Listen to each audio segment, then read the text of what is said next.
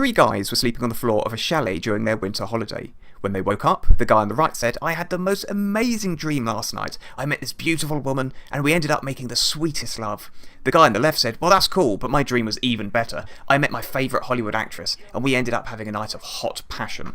The guy in the middle tutted at them both, shook his head and said, "You guys are perverts. In my dream, I was skiing."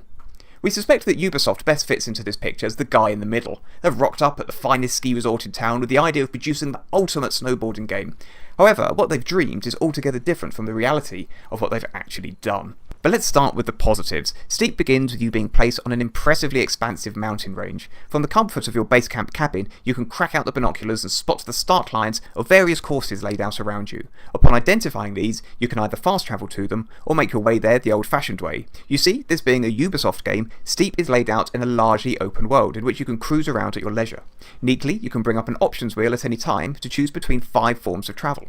In addition to running around, you can strap on your choice of a snowboard or skis. Skiers are pretty underserved by these kinds of games as a rule. While the difference between the two in terms of how they control and feel is subtle, to say the least, the fact that the choice exists in the first place is a nice touch and will undoubtedly be most appreciated by those of us who can ski but not snowboard in real life. What is more disappointing is that, as solid as the skiing and snowboarding are, both feel a little uninspiring. Although resolutely an arcade game at heart, Ubisoft has decided to give the game a more solid grounding in reality than more trick-heavy series such as SSX. This means that while cruising the mountains freestyle is initially a fairly diverting and relatively unique experience, the deficiencies of the trick system really start to be felt when tackling the events themselves. The decision not to overly gamify the skiing and snowboarding sits in contrast to the remaining 2 forms of transport, which are a parachute, with which you can paraglide pilot wing style through dedicated courses, and the obligatory wingsuit. Both of these, but particularly the wingsuit, feel as though they've had their manageability enhanced for the sake of enjoyment. If only Ubisoft had exercised consistency with this approach, some extra pep could have been added to the snowboarding, which would have improved the potential for mixing the transport types during a course. As it stands though, the skiing and snowboarding is disappointingly pedestrian. Considering the action scene depicted on the cover art, that's a strange decision. The courses are strung together seemingly randomly, each offering 3 accolades linked to how quickly or with how many points you finish them. More courses, events, and regions are locked away until you can collect a certain number of the accolades from the courses already open to you.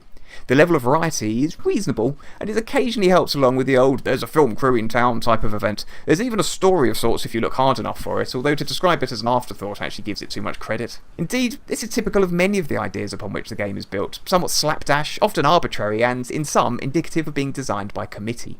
On paper, the list of features that are included in Steep look quite impressive. There's a variety of event types, from time trials to trick-based score attacks to bone breakers, the latter of which involves attempting to string together some impressive crashes. The problem is the time trials are pedestrian. The tricks are consistently subpar, and the crashes are dull and underpowered. The semi-MMO style multiplayer built into Steep helps to alleviate some of these issues. If you've played The Division, you'll be familiar with the slightly unnerving feeling of seeing other players warping in and out of your game world, a sight that's particularly jarring when 15 people have all been spawned onto the exact same point at the start of a course.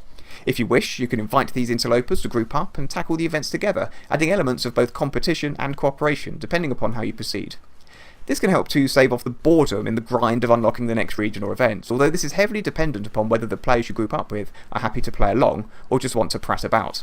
The benefits this can confer have clearly not been lost on Ubisoft, who have used the online multiplayer as an excuse not to send out review copies until the day of launch, although we wouldn't be surprised if at least part of their motivation was down to delaying a wave of mediocre reviews until after they've shifted a few launch copies. And that's really Steep in a nutshell. Mediocre. While there are things it does genuinely well, such as giving you the freedom to cruise around the mountains to explore, and the convenience of the fast travel and instant restarts of events you've cocked up, underlying it all is one simple but fundamental problem. Snowboarding has been done better in games that came out more than a decade ago.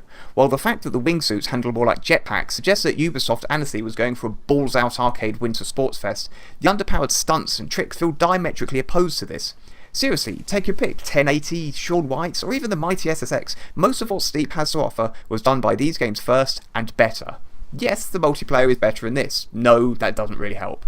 Yes, there's an absolute ton of customization options here, but no, they feel hollow as soon as they start ramming Red Bull down your throat, and then to top it all, it's punctuated by an absolutely horrible, frustrated hippie wannabe surfer boy ethic that is completely devoid of mirth.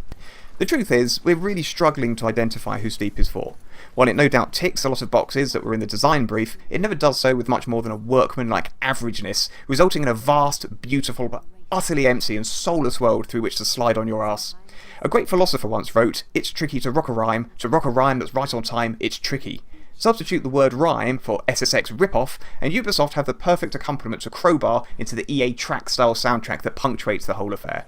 And by the way, if you think Steep's price tag is a little, well, steep, consider this. It has a season pass.